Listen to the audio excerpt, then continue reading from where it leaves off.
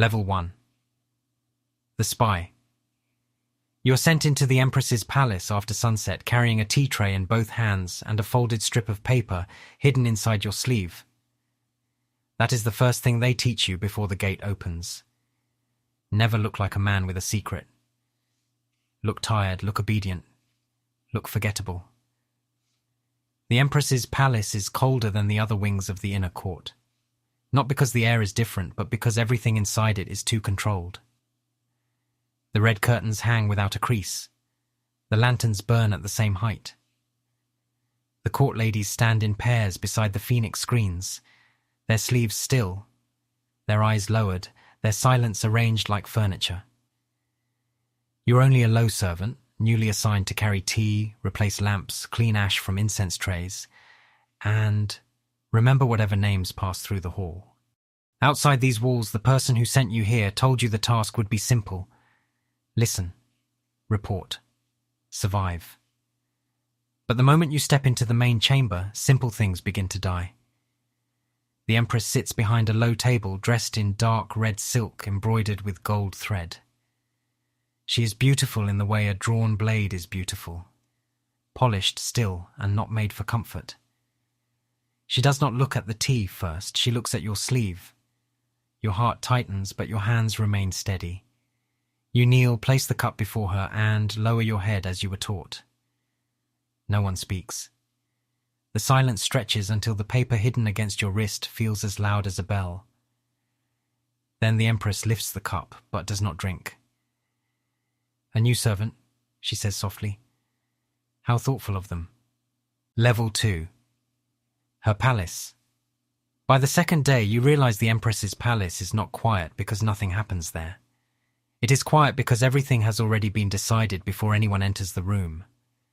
The morning begins with the same order as the night before, lamps trimmed to the same height, curtains tied at the same angle, incense measured by the same old attendant, tea placed on the same side of the table. No servant speaks unless spoken to. No court lady crosses the main hall without permission from the woman standing nearest the phoenix screen.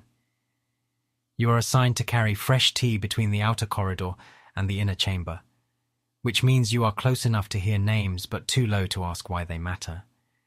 A noblewoman from the Western family waits 37 breaths before being admitted. A young concubine's maid is turned away without the door ever opening. A minister's wife bows 3 times and leaves a sealed box on the side table, but no one touches it until the Empress lifts one finger. Every movement has a place, every person has a rank inside the silence. You try to memorize who comes and goes, just as your handler ordered, but soon you feel the palace memorizing you back. A court lady corrects the angle of your tray without looking at you. Another asks whether your left sleeve is always heavier than your right.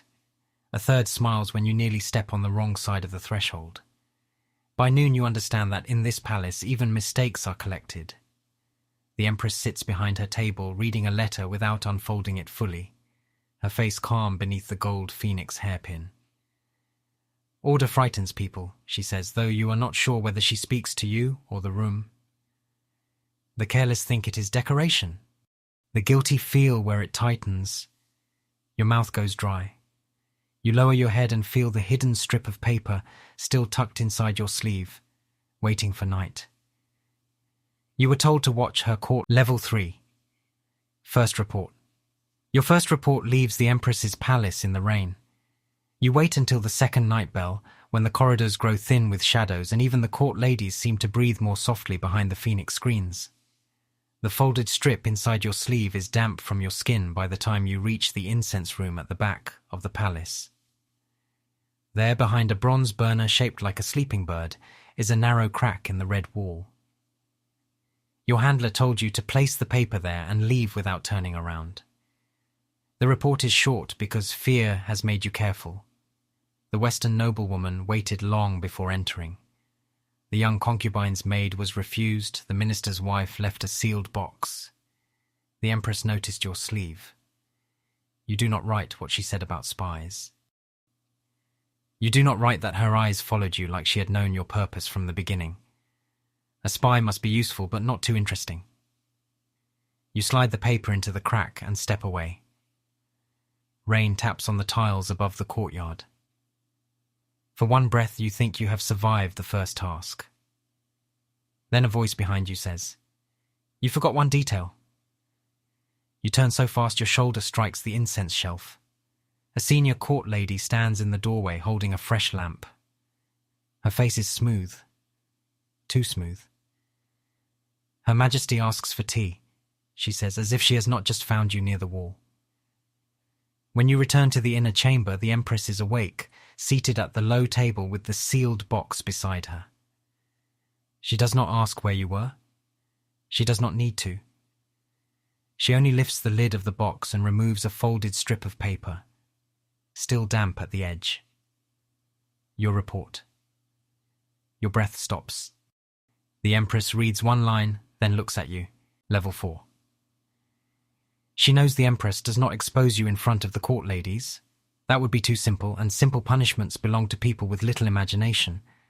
Instead, she dismisses everyone from the chamber except one old attendant, who stands behind the phoenix screen with her hands folded and her eyes on the floor.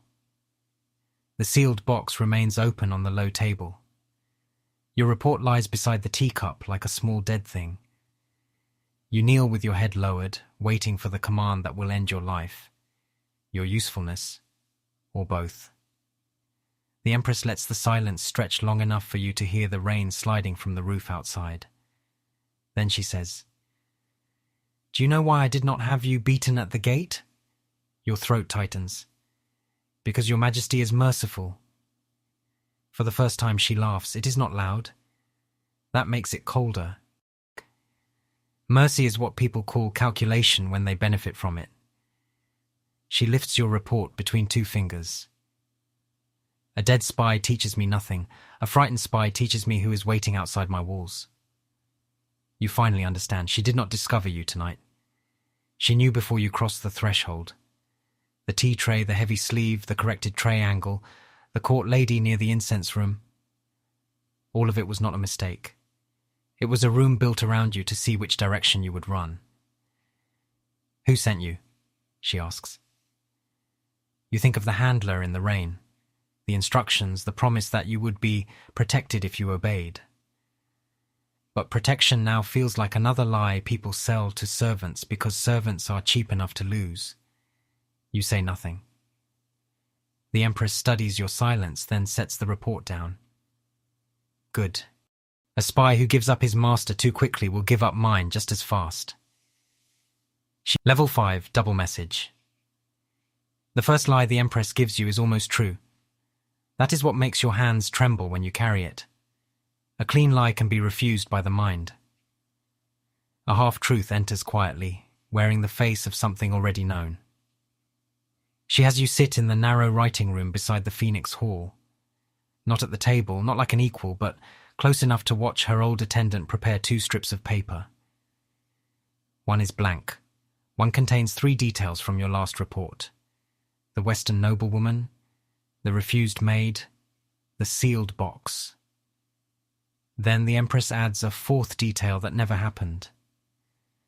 A red hairpin placed beneath the minister's wife's tray. "They will believe this because they want to," she says, watching the ink dry. People trust the lie that flatters their suspicion. You are ordered to deliver the message through the same crack behind the incense burner. This time no one stops you. No senior court lady appears, no hand takes your sleeve. You place the paper into the wall, step away and feel more exposed than you did when you were caught. By the next evening the palace begins to answer. A servant from outside the Empress's wing asks too casually whether red hairpins are still fashionable in the inner court. A clerk you have never met drops the phrase "minister's wife" while pretending to ask for directions. Your handler sends a return message hidden beneath a wax seal, demanding to know who touched the hairpin after the box was delivered. There was no hairpin. That is the point. When you bring the answer back, the Empress reads it once and sets it beside the tea. "Now we know what they expected to find," she says. You feel cold.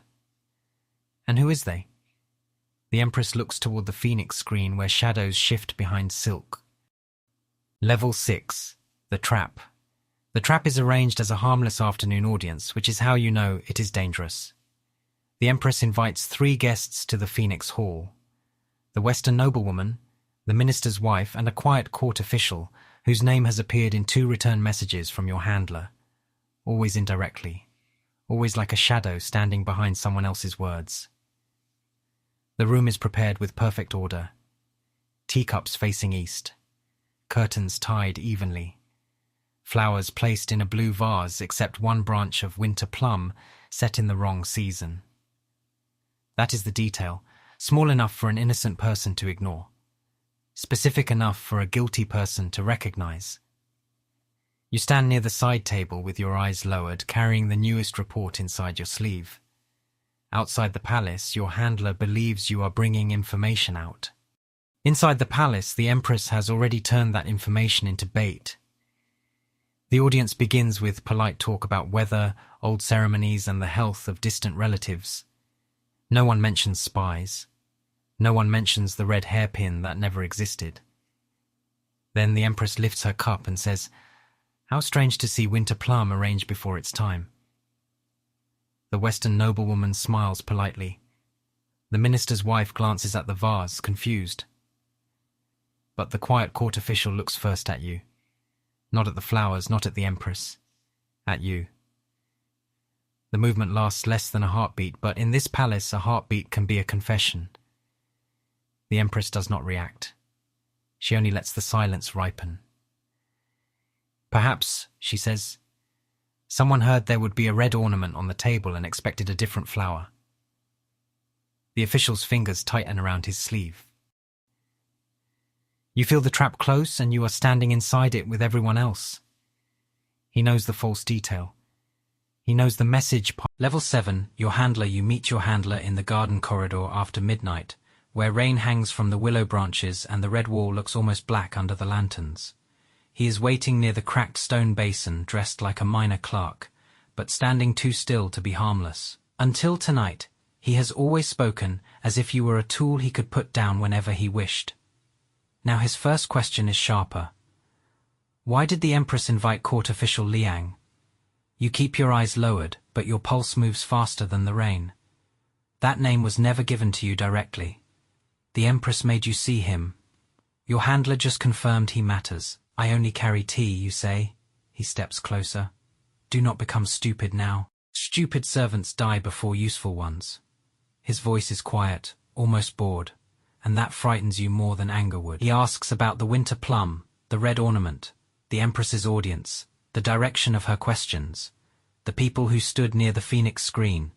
Each answer you give must sound like fear, not strategy. Too much confidence will expose you. Too much ignorance will make you disposable. You tell him the Empress seemed suspicious, but not certain. You say the official looked uncomfortable but not guilty. You say you think Her Majesty is watching the minister's wife more closely than anyone else. That last lie is the one she gave you to carry. Your handler studies you for so long that the rain becomes loud between you. "If the Empress knows you are a spy," he says, "we will make sure she knows who placed you there. Then she will punish you before she reaches us." For one cold breath, you almost laugh. Not because it is funny, but because the threat has arrived too late. The Empress already knows. She knew from the first night, from your sleeve, from your silence, from the paper that never left her wall. But you only bow lower and let him believe fear has swallowed your tongue. He gives you a new instruction report whether the Empress receives any message from the Emperor's study before dawn. When he leaves, you remain beside the stone basin, soaked and shaking. Level 8. No safe side at midnight. The Empress gives you a letter with no seal. That is how you know. It is not meant to protect anyone. A sealed letter belongs to a sender, a chamber, a faction, a set of hands that can later deny or defend it. An unsealed letter belongs to whoever is foolish enough to carry it. You stand before her low table while rain taps against the roof tiles, and the Phoenix screen cuts her shadow into gold and black lines. The old attendant is gone. The court ladies are gone. For the first time, the room feels less like a palace chamber, and more like a place where someone might be asked to choose which part of himself survives. The Empress slides the letter toward you with 2 fingers. "Read it," she says. Your breath stills. Servants do not read imperial letters. Spies read what they are ordered to steal. You are now something worse. A man invited to see the blade before it enters him. Inside are two versions of the same report. One says your handler's faction plans to accuse the Empress of hiding correspondence from the Emperor. The other says the Empress allowed a false report to leave her palace, so the real enemy could reveal himself. Both versions are true enough to kill you, depending on who hears them first. Which one should I deliver, you ask? The Empress looks at you calmly. That depends on which version of yourself you want to keep alive. The words strike harder than a threat. Outside her palace, your handler will discard you the moment you fail. Inside her palace, the Empress will use you as long as you remain useful. No side is safe. No loyalty is clean. You realize survival here is not choosing the good master over the cruel one. It is understanding exactly how each hand holds your throat. You fold the letter slowly, but do not place it in your sleeve yet. If I choose wrong. The Empress lifts her teacup. Then you will finally learn that wrong choices are— Level 9. Real enemy. The real enemy is not found in a confession, he is found in a schedule. You discover it in a small records room behind the Phoenix Hall, where visitor lists, carriage entries, incense deliveries, and imperial summons are copied by tired clerks who believe repetition makes them invisible. The Empress orders you there before dawn, with the unsealed letter hidden in your sleeve, and one instruction. Do not look for the loudest name. Look for the name that appears too close to power without ever standing in front of it. You spend the morning turning pages under a weak lamp, your fingers smelling of dust and old ink. Court official Liang's name appears twice, then disappears. Your handler's name never appears at all. But another seal keeps brushing against the edges of every record, a private mark from the Emperor's study, scraped lightly. Not erased, just softened enough that a careless reader would move past it. A messenger from the study entered the Empress's outer hall before your first report. A palace clerk requested a duplicate key to the incense room the same night your paper vanished. A false invitation was approved under a schedule only someone near the Emperor's chamber could see. The enemy is not merely outside the Empress's walls. He has been using the Emperor's shadow as a corridor. When you bring the records back, the Empress does not look surprised. That almost angers you. You knew, you say before remembering your place. She turns one page with a calm finger. I suspected. I needed you to reach what my loyal servants could not. The truth lands heavily. A loyal servant would never be invited near the handler. A trusted court lady would be watched too closely. But a spy, frightened and compromised, can slip through cracks because everyone believes he belongs to someone else. You were never spared because she pitied you. You were spared because betrayal has a scent that other traitors recognize. The Empress closes the record book. Now you see him. You look at the scraped seal again and your mouth goes dry. The person trying to weaken her is close enough to shape what the Emperor hears before breakfast, close enough to make suspicions sound like concern, close enough to hide behind loyalty itself. What happens now? You ask. The Empress looks toward the Phoenix screen where morning light has begun to touch the gold thread. Now, she says, we let him believe his spy is still afraid. Level 10, her spy by sunrise. You are standing behind the Empress in the Phoenix Hall, no longer close enough to pretend you are only carrying tea, not far enough to pretend you still belong to anyone outside her walls. The red curtains are drawn open just a little, letting pale morning light fall across the low table where the final letter waits. It has no seal, no name, and no protection. Only one sentence written in the Empress's hand.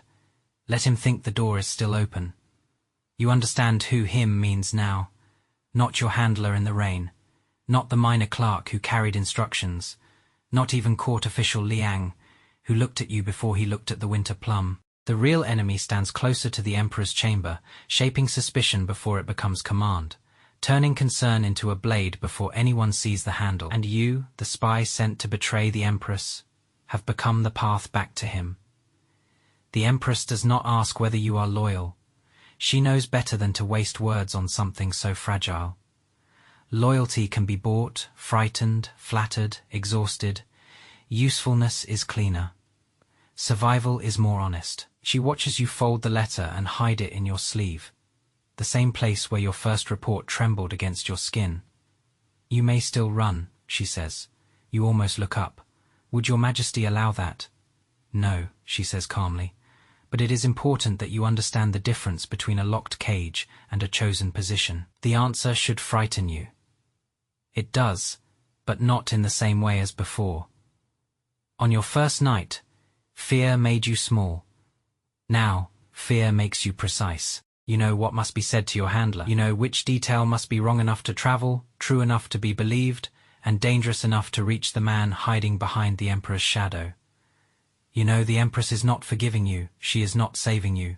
She is doing something far colder and more valuable. She is teaching you how to remain alive inside the shape of your own betrayal. When you leave the Phoenix Hall, every court lady sees you differently. Not with respect. Not exactly. With caution, they know the Empress does not keep broken tools near her unless the broken edge can still cut. In the rain garden, your handler waits under the willow tree, impatient, suspicious, already preparing to threaten you again. You bow low, let your hands tremble just enough, and deliver the letter exactly as the Empress instructed. He reads it once, then twice. You see the moment he believes he is still using you. It is small, the softening of his mouth, the quick glance toward the corridor, leading to the Emperor's study, the satisfaction of a man who thinks fear has made you obedient. That is when you understand the Empress's final lesson. A spy is not most useful when he is hidden. He is most useful when the enemy believes he is already owned. By noon, the false trail begins to move. A clerk changes a schedule. A messenger asks the wrong question at the Emperor's outer hall. Court official Liang sends word too quickly. Somewhere beyond your sight, the real enemy reaches toward the bait, certain that the line leads out of the Empress's palace. But the line was never leading out. It was leading back. That evening,